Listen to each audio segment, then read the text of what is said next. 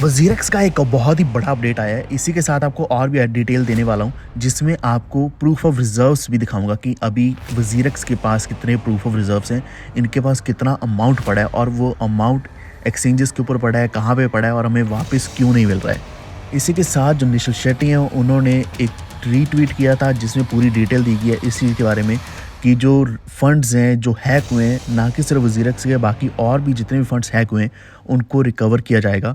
और इसके बारे में पूरी डिटेल में बताऊंगा आपको हिंदी में, तो वीडियो पूरा देखते रहना। लेकिन चैनल पर पहली बार आए तो प्लीज़ सब्सक्राइब करके बेल आइकन दबा लीजिए और हमारा टेलीग्राम ज्वाइन कर लो, वॉफटूड ऑफिशियल सर्च कर सकते हैं, लिंक डिस्क्रिप्शन मिल जाएगा, जहाँ पे हम सारी अपडेट सबसे पहले डालते हैं। तो आज फिर से मैं कॉइन मार्केट कैप के ऊपर गया और एक्सचेंजेस चेक करी, तो यहाँ पे जो सबसे लास्ट में एक्सचेंज है वो वज़ीरक्स ही है, जिसका ट्रेडिंग वॉल्यूम 0 ऑब्वियसली और वीकली विजिट्स अभी भी लगभग 90,000 के आसपास हैं।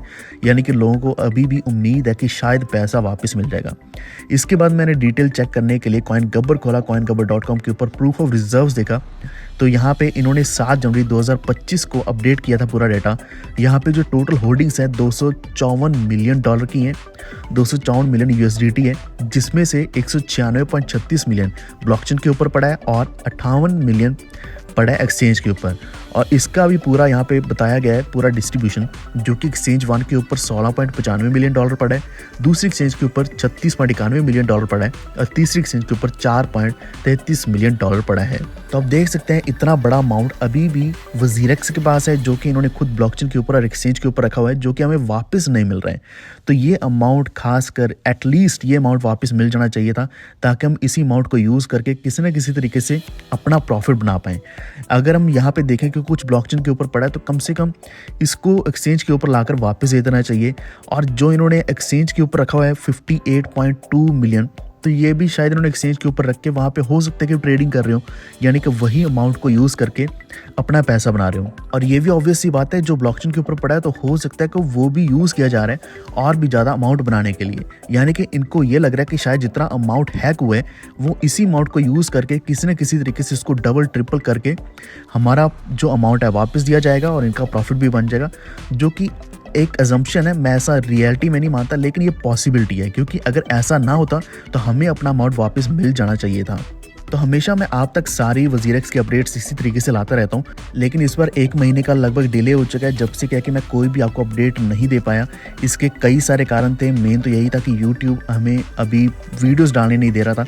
बहुत सारे चैनल्स के साथ ऐसा हो रहा है, लेकिन आज फाइनली मैं आपको अपडेट देने वाला हूँ।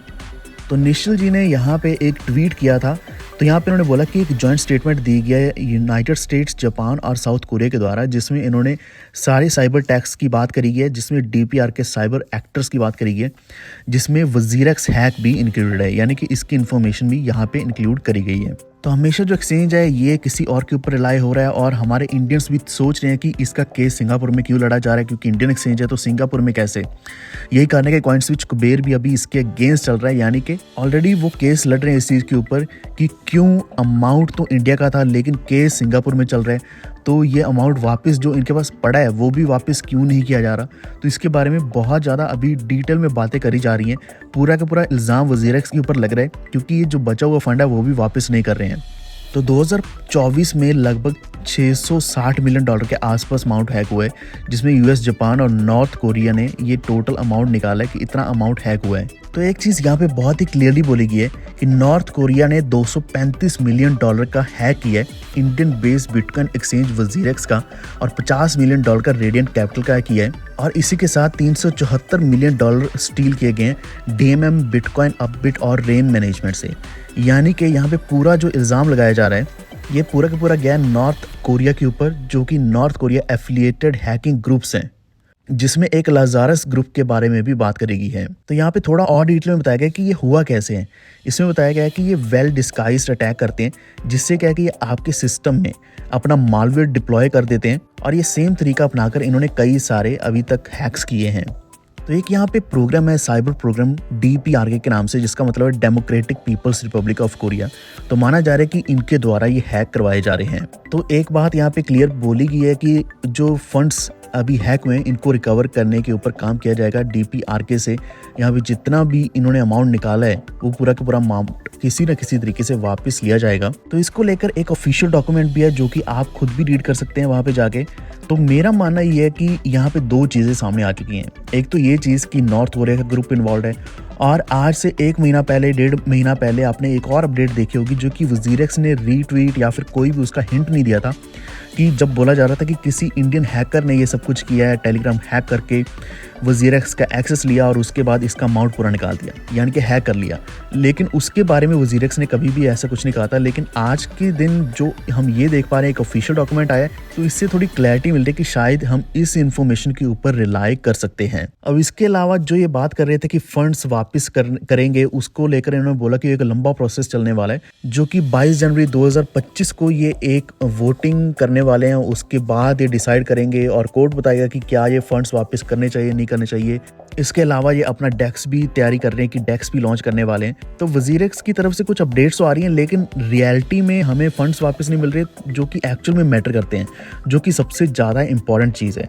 तो इसी के साथ साथ अगर हम यहाँ पे इंडियन साइबर क्राइम ब्यूरो की बात करें, या फिर ऐसे जो दिल्ली पुलिस है वो भी इसके ऊपर काम कर रही थी, यानी कि इंडियन गवर्नमेंट इस चीज़ के ऊपर बिल्कुल भी काम नहीं कर रही है। और उन्होंने कहा कि जितना ज़्यादा क्रिप्टो करेंसीज की हम बात कर रहे हैं या फिर अवेयरनेस फैला रहे हैं हमारे यूट्यूब चैनल के ऊपर, या फिर कहीं पे भी हम अपडेट्स दे रहे हैं, उनको भी बंद करना शुरू कर दिया, या फिर किसी न किसी तरीके से वीडियोस को स्ट्राइक देना, वार्निंग्स देना, रिमूव करना, ये सब कुछ शुरू कर दिया है। वरना हम सभी यही ट्राई कर रहे हैं कि आप सभी को एजुकेट किया जाए, हर एक चीज़ के बारे में बताया जाए। जब भी कोई लेटेस्ट अपडेट आती है मैं हमेशा सबसे पहले डालता था, लेकिन इस बार मैं नहीं डाल पाया क्योंकि यहाँ पे यूट्यूब के ऊपर भी ये चीज़ चल रही है। यानी कि ओवरऑल गवर्नमेंट इस चीज़ को रोकना चाहती है, लेकिन गलत तरीके से रोकना चाहती है। यानी कि वो स्कैम्स, हैक्स को रोकने की जगह जो एजुकेशन दी जा रही है उसको भी रोक रहे हैं, जो कि सही नहीं है। और इस तरीके से हमारी इंडियन इकोनॉमी आगे नहीं बढ़ पाएगी, क्योंकि इसमें बहुत ज़्यादा पैसा तो इन्वॉल्व है ही, लेकिन टेक भी बहुत ज़्यादा एडवांस है। इसके ऊपर काम करना चाहिए, जितने भी स्टार्टअप्स हैं उनको भी काम करने देना चाहिए, वरना इंडिया हमेशा की तरह पीछे रह जाएगा। लेकिन फिर भी हम उम्मीद कर रहे हैं कुछ ना कुछ कि वजीरेक्स कुछ नया अपडेट देगा, कि कुछ ना कुछ हमें जो फंड्स हैं वापस देंगे, उसी फंड्स को हम यूज़ करके कहीं यूज़ कर पाएंगे। इस वक्त हमने देखा कि वजीरेक्स के ऊपर जितने भी WRX थे वो वैल्यू उनकी एक्चुअल में बहुत ज़्यादा कम हो गई होगी। इसका रीज़न वही है कि जो बाइनेंस है उन्होंने WRX को डीलिस्ट कर दिया, और अगर हम उन एसेट्स को एक्सेस कर पाते वजीरेक्स के ऊपर तो शायद वो डीलिस्ट होते होते या फिर उससे होने से पहले हम उनको सेल कर देते एक अच्छे प्राइस पे, लेकिन ऐसा नहीं हो पाया। अब इसके पीछे मेन रीज़न तो हम वजीरेक्स को ही मानेंगे, क्योंकि वजीरेक्स अगर हमारे फंड्स देता तो हम शायद क्विकली एक्शन भी ले पाते। बाकी इसके अलावा मैंने आपको फंड्स दिखाए हैं कि कुछ एक्सचेंज के ऊपर पड़े हैं, कुछ ब्लॉकचेन के ऊपर पड़े हैं, जो कि वापस करने चाहिए लेकिन हमें वापस नहीं मिले हैं।